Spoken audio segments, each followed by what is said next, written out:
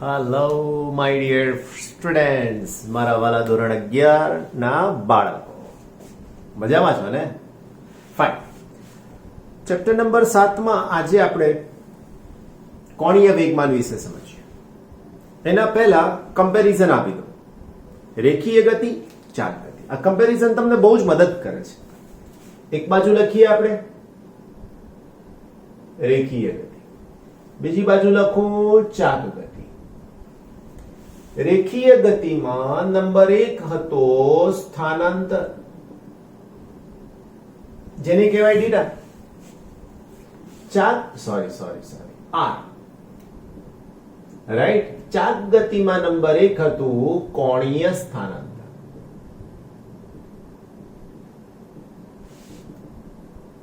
Delta theta પણ લખાય ભાઈ, એવું અહીંયા ડેલ્ટા આર પણ લખાય, બરાબર. બીજી વાત, અહીંયા હતું રેખીય ઝડપ, રાઈટ. એ રેખીય ઝડપને નામ આપ્યું હતું ડેલ્ટા આર ના છેદમાં ડેલ્ટા ટી. આવું ના લખવું હોય ને વિકલનની ભાષાનો ઉપયોગ કરવો હોય તો v બરાબર dr બાય dt. એવું અહીંયા તમારી પાસે નંબર 2 પર હતું કોણીય ઝડપ. વાલા મિત્રો, omega is equal to d theta by dt. આ પણ સદિશ રાશિ છે એવું કીધું. એની દિશા ભ્રમણાક્ષને સમાંતરે મળે અને તે જમણા હાથના નિયમની મદદથી શોધી શકાય એવું આપણે કીધું છે. નંબર 3 પર હતું રેખીય પ્રવેગ, જેને એ કહી શકાય, અને એનું સૂત્ર થાય is equal to dv by dt. Number 3 પર અહીંયા હતું કોણીય પ્રવેગ, જેનું સૂત્ર આલ્ફા થાય, જેને કહેવાય d omega by dt, right. એના પછી મારા વાલા બચ્ચાઓ તમને નંબર 4 પર સમજાવ્યું કે રેખીય ગતિમાં જે કામ બળને કરવાનું છે, બળ, જેને હું કહીશ F, એવું જ કામ નંબર 4 ચાક ગતિની અંદર કરવાનું છે ટોર્કને. સૂત્ર હમણાં કમ્પેરિઝનમાં નથી મૂકી શકું એમ, એટલે નથી મૂકતો. 2, 3, 4 થિયરી ચાલશે, પછી આવી જશે કમ્પેરિઝન. એક ભૌતિક રાશિ મારે તમને સમજાવવાની બાકી છે, જે આગળ આવે તો એ પ્રમાણે સમજાવીશ પછી, રાઈટ. બળ પણ સદિશ, ટોર્ક પણ સદિશ. નંબર 5, જેવું રેખીય વેગમાન આવે એવું નંબર 5 પર આવે કોણીય વેગમાન. જો એક કણનું હોય તો સ્મોલ l વડે દર્શાવાય, બહુ બધા કણ હોય તો કેપિટલ L વડે દર્શાવાય. સમજાય છે મારી વાત? બસ, તો આ પ્રમાણે અહીંયા આપણે કામ કરવાનું. ક્લિયર થઈ ગઈ વાત? આજે આપણે જે સમજવા જઈ રહ્યા છીએ કોણીય વેગમાન છે, કરેક્ટ. ચાલો ત્યારે આપણી ફિઝિક્સની મોશનને જોરદાર રીતે ગતિ કરાવીએ, રાઈટ. વાલા બચ્ચાઓ, let us start our journey of angular momentum. ઇંગ્લિશમાં શું કહેવાય? Angular momentum. ગુજરાતી કોણીય વેગમાન, રાઈટ. સિમ્બોલ લખી આપું ને તમને, કોણીય વેગમાન. વ્યાખ્યા જેવી રીતે ટોર્કની તમે આપી છે, સેમ ટુ સેમ વ્યાખ્યા કોણીય વેગમાન. કોઈ જ ફરક નહીં વાલાઓ, એકદમ સરસ રીતે. જો આકૃતિ નથી તોય તમને વ્યાખ્યા આવડી જશે. કોઈ કણના સંદર્ભ બિંદુથી સ્થાન સદિશ r અને તેના રેખીય વેગમાનના સદિશ ગુણાકારને તે કણનું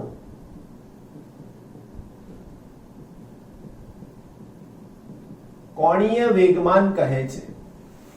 હવે ટોર્કની વ્યાખ્યા યાદ કરો. પહેલું વાક્ય સેમ ટુ સેમ હતું. બીજા વાક્યમાં રેખીય વેગમાનની જગ્યાએ ત્યાં હતું બળ. સદિશ ગુણાકારને તે કણનું કોણીય વેગમાન કહે છે. રાઈટ? હવે આકૃતિ દ્વારા સમજવાની કોશિશ કરીએ છીએ. ઓકે, સૂત્ર લખી દો. તો કોણીય વેગમાનનું સૂત્ર થાય વાલાઓ સદિશ L ઇઝ ઇક્વલ ટુ સદિશ R ક્રોસ સદિશ P. થાય કે નહીં? બીજી વાત, એનું મૂલ્ય જોઈએ છે. તો L is equal two RP sin theta થાય. કરેક્ટ? R સ્થાન સદિશ, P રેખીય વેગમાન અને થીટા એટલે કોણીય વેગમાન. ભાઈ બરાબર કે? ઓકે, હવે આનાથી આગળ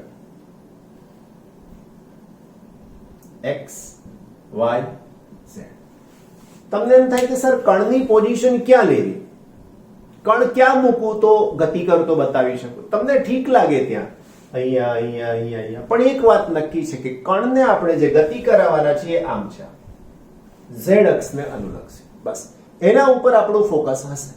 તો અહીંયાથી હું એક કણનો સ્થાન સદિશ બતાવું છું, કારણ કે કણની પોઝિશન અહીંયા બતાવી p. p એટલે પાર્ટિકલ, પાર્ટિકલ એટલે કણ. હવે આ કણનું જે વેગમાન છે, વેગ છે, હવે એકચ્યુઅલી આનો આખો વર્તુળ ગતિમાર્ગ બનશે ફોર ભ્રમણનો, તો એનું વેગમાન એ એને દોરેલા સ્પર્શકની દિશામાં હોય. તો આ વેગમાન p થઈ ગયો. બરાબર? આ થઈ ગયો એનો સ્થાન સદિશ.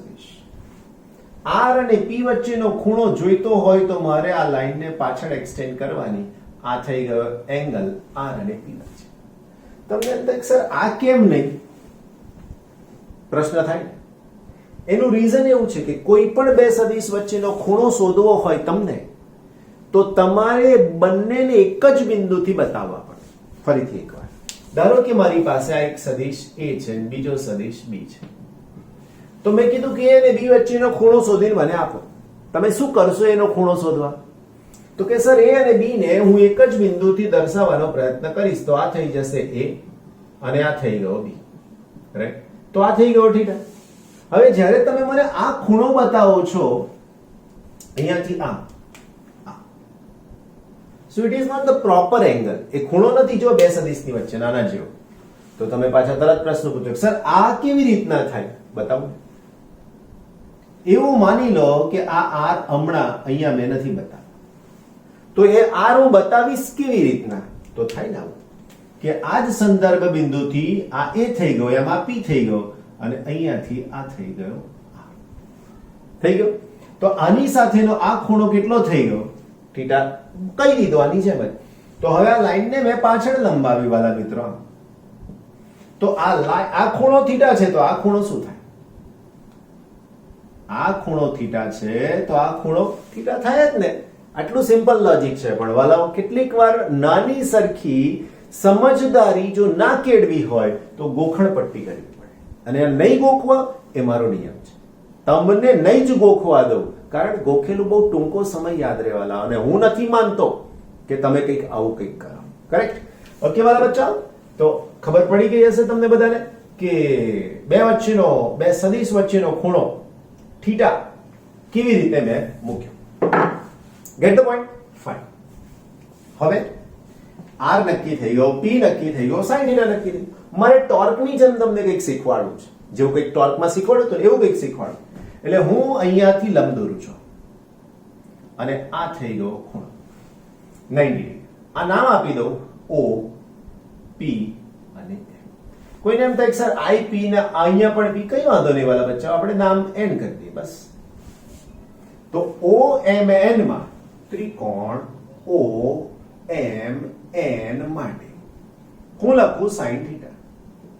તો sin θ બરાબર સામેની બાજુ એટલે થાય OM ના છેદમાં કર્ણ. કર્ણ એટલે આની સામેની બાજુ, જેને લખીશ OM. તો વાલા બચ્ચાઓ આ OM અને એની સાથે ON એટલે શું થાય? તો કે આ. તો therefore OM is equal to સૂત્ર થઈ શકશે R sin θ. મતલબ ટોર્ક જેવું થઈ ગયું વાલા બચ્ચાઓ, અને આને હું નામ આપીશ R લંબ. કરેક્ટ? તો હવે મારી પાસે સમીકરણ 1 કેવી રીતે લખાય? તો સમીકરણ 1 ને લખતા વાલા મિત્રો L is equal to આ p આગળ લખ્યો, r sin θ લખ્યા અને એને જ નામ આપ્યું r લંબ. એટલે હવે હું લખીશ p કૌંસમાં r લંબ ઇઝ ઇક્વલ ટુ p ની સાથે r લંબ એટલે કોની સાથેનું અંતર છે વાલા મિત્રો?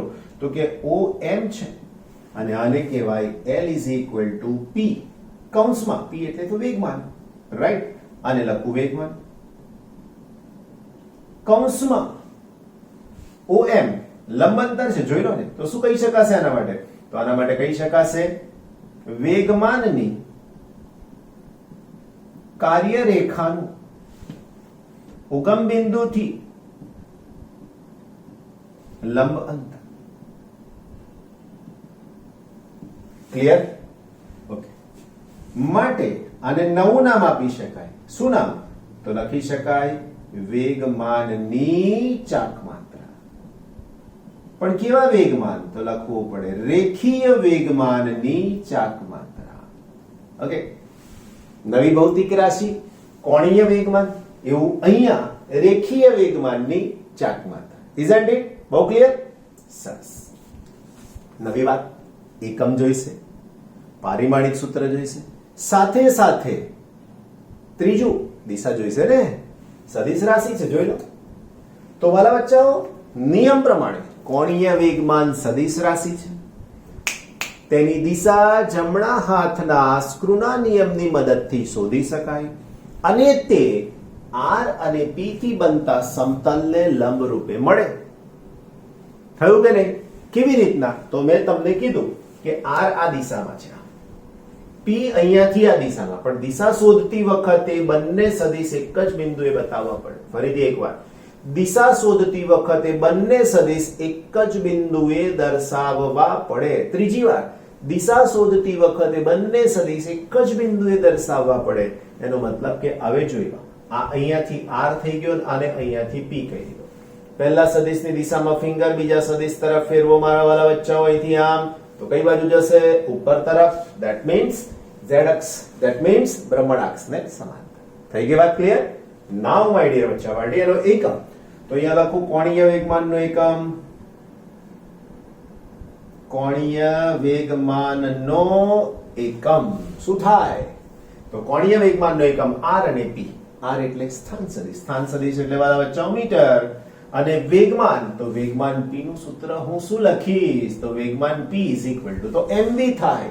m એટલે દળ અને v એટલે વેગ. દળનું સૂત્ર દળ કિલોગ્રામ, વેગ મીટર પર સેકન્ડ. તો વાલા બચ્ચાઓ આનો એકમ થઈ જશે kilogram metre square second minus. થાય કે નહીં? પડીને ખબર? બીજી વાત, એનું પારિમાણિક સૂત્ર જો હું આના ઉપરથી લખું તો કોણીય વેગમાનનું પારિમાણિક સૂત્ર m1L2t-1 આવું થાય. હવે જો મારે આની અંદર કેટલીક વાર જે નવો એકમ ટ્વિસ્ટેડ પૂછાય એ જૂલના સંદર્ભમાં પૂછાય. હવે જૂલ એટલે કાર્યનો એકમ, તો હું અહીંયા તમારી હિન્ટ માટે લખી શકું એમ છું કે કાર્ય બરાબર kilogram metre square second minus 2. Second minus 1 છે, મારે જોઈએ છે સેકન્ડ માઇનસ 2. એટલે હવે આ એકમને હું આવી રીતે ટ્રીટ કરું, ધ્યાન રાખજો હો. Kilogram metre square second minus 1 છે. હવે એની સાથે હું હવે લખું છું second minus 1 divided by second minus 1. એટલે આના વડે ગુણ્યા અને આના વડે ભાગ્યા, રાઈટ? તો હવે થઈ ગયું kilogram metre square second minus 2 ને આ ઉપર જશે એટલે સેકન્ડ. પણ આની જગ્યાએ હું લખી શકું છું જૂલ અને એની બાજુમાં લખી શકું સેકન્ડ. તો શું થઈ શકશે? Joule second. તો કોણીય વેગમાનનો બીજો એકમ થઈ શકશે જૂલ સેકન્ડ. યાદ રાખવું જ પડશે, યાદ રાખવું જ પડે. ક્લિયર? બીજું, ટોર્કમાં જેટલી વાત કરીએ તે બધી વાત અહીંયા હું રિપીટ કરીશ. નંબર 1, ટોર્કમાં કીધું તો ટોર્કની વ્યાખ્યા આપવા માટે ઉગમ બિંદુનો ઉલ્લેખ જરૂરી છે. સેમ વાત કોણીય વેગમાનની વ્યાખ્યામાં પણ ઉગમ બિંદુનો ઉલ્લેખ જરૂરી છે. કેમ? જો આ કણ અહીંયા આવી જાય તો શું થાય? કોણીય વેગમાન શૂન્ય થઈ જાય ભાઈ, r0 થાય એટલે. પડી ખબર? બીજું, કોણીય વેગમાન L નું મૂલ્ય 3 બાબત પર આધારિત છે, r, p અને θ. આર એટલે સ્થાન સદિશ, પી એટલે રેખીય વેગમાન અને થીટા એટલે ખૂણો. જો થીટા ઇઝ ઇક્વલ ટુ 0 થઈ જાય, ધ્યાન રાખજો બરાબર, જો theta is equal two 0 or theta is equal two 180 તો કોણીય વેગમાન L 0 થઈ જાય. રાઈટ? એટલે આ બધી વસ્તુઓ ઇમ્પોર્ટન્ટ, અને આ જ તમારું જે ડબલ ઇન, આ જ તમારું નીટ, આના જ બેસિસ પર ક્યાંક ને ક્યાંક નવું લોજિક બનાવીને દાખલો પૂછે, એમસીક્યુ પૂછે, આવડે તમને. Isn't it? બહુ સરસ. નાઉ નેક્સ્ટ આગળ વધવાની વાત કરીએ આપણે. મને કણના કોણીય વેગમાન પરથી મને એનું ટોર્કનું સૂત્ર લાવવું છે. કણના કોણીય વેગમાન પરથી ટોર્કનું સૂત્ર લાવવું છે. તમને મેં થિયરી શીખવાડી નથી, ધ્યાન રાખજો બરાબર, શબ્દો ફરી બોલો. તમને મેં આ બંને વચ્ચેનું રિલેશન મેળવવાની થિયરી શીખવાડી નથી, પણ તેમ છતાંય સૂત્ર તમે મને હમણાં જ કહી દેશો, હમણાં જ કહી દેશો. જો બતાવું કેવી રીતના કમ્પેરિઝન આપું. એટલે સૌથી પહેલા બળ F, તો એની જગ્યાએ હું શું લખી શકું? તો કે સર ટોર્ક લખી શકો છો. રેખીય વેગમાન P, તો એની અંદર શું લખી શકાય? કોણીય વેગમાન L. થાય કે નહીં? ઓકે, બસ બહુ થઈ ગયું આટલું. તો સમય તો બંનેમાં સમય જ છે ભાઈ. રેખીય ગતિમાં સમય તો ચાક ગતિમાં, અહીંયા ચાક ગતિ અને આની અંદર રેખીય ગતિ. Right?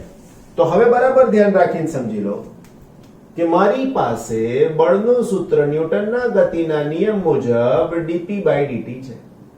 Hi, F is equal to dp/dt છે.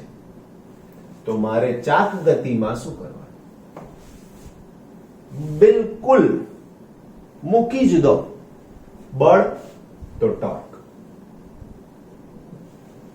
dp/dt સમય તો સમય જ છે વાલાઓ. P રેખીય વેગમાન, તો L કોણીય વેગમાન. મારે શીખવાડવું ના પડ્યું તોય તમને આવડી ગયું, હે ને? બસ તો પછી આજ તો કમાલ છે ફિઝિક્સની, અને આજ કમાલ છે શીખવાડનારની. અને તમે તો બહુ મોટા કમાલ કરવા વાળા છો. કેમ? તમારું ફ્યુચર બિલકુલ તમારે બનાવવું છે, અને એના માટે જ તમે મારી સાથે સંકળાયેલા છો. Physics makes easy by your and only yours DPS. Right? તમારું ફિઝિક્સ એટલું સરળ ભાષામાં, તમને આમ જેવું બ્રીથિંગ કેવું સહેલાઈથી લેવાય છે, શીખવાડવું પડે છે નહીં? લાઈક ધેટ ફિઝિક્સ એવું આપણે બનાવી દીધું તમારા માટે, special. That is for you. બસ હવે ક્લિયર થઈ ગયું. સાબિતી તો આપીશ ને ભાઈ હું, કારણ કે 2 થી 3 માર્ક્સનો પ્રશ્ન છે. આમ તો 2 માર્ક્સમાં પૂછાય, 3 પણ નહીં. રાઈટ? સો લેટ આઈ ટ્રાય કે તમે એક જ વખતમાં શીખી જાઓ. સૌથી પહેલા હું લખી શકું અહીંયા આગળ કે એક કણ માટે કોણીય વેગમાન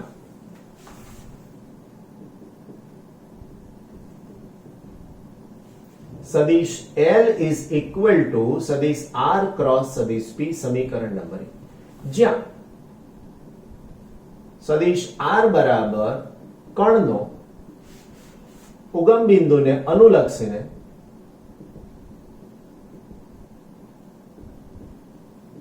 સ્થાન સદિશ. રાઈટ? P બરાબર કણનું રેખીય વેગમાન. રાઈટ? બસ હવે તમારે માત્ર એક જ નાનું સરખું વાક્ય લખવાનું કે સદિશ L નું અથવા તો સમીકરણ 1 નું t ની સાપેક્ષે વિકલન કરતા. ઓકે, ફાઇન, બહુ સરસ. જો હું વિકલન કરું આની સાથેનું, તો સૂત્ર થઈ જશે dl/dt is equal to d/dt of r cross p. Right? તો હવે આની સાથે થઈ જશે પહેલું વિકલન dr/dt cross p plus r ને આપણે ત્યાં ત્યાં રાખીએ, r cross dp/dt. તમે કહેશો સર આ બધું કેવી રીતે આવ્યું? નહીં શીખવાડું. કેમ? ઓલરેડી શીખવાડી ચૂક્યો છું. જાઓ મારા મેથેમેટિકલ ટૂલ્સના લેક્ચરમાં વિકલનની થિયરી વાળું જે કંઈ સમજાવેલું છે કરો. એની અંદર તમને ચેઇન રૂલ કહેવામાં આવે, ગુણાકારનો નિયમ કહેવામાં આવે. બસ a નું b ની સાપેક્ષ હોય, a અને b છે તો પહેલા a નું વિકલન કરો b અચળ, b નું વિકલન કરો a અચળ. શીખવાડ્યું છે ને આવું? બસ તો પછી અહીંયા જ કર્યું. જો r નું વિકલન કર્યું, p ને અચળ રાખ્યું, p નું વિકલન કર્યું, r ને અચળ રાખ્યું. રાઈટ? બસ આ બે શું કહેવા માંગે છે તો તમને ખબર જ છે, લખી શકીએ. પરંતુ dr by dt is equal to v, થાય કે વેગ, કણનો વેગ.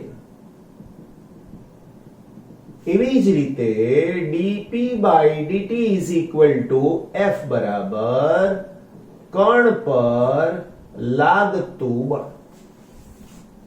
સમજાય ગઈ વાત? બસ તો પછી મારા વાળા સૂત્ર થઈ જશે હવે તો કે dl by dt is equal to dr by dt એટલે શું કહેવાશે અહીંયા v ક્રોસ p પ્લસ સદિશ r ક્રોસ સદિશ f. સમજાઈ ગયું? Clear? Okay. v cross p r cross f.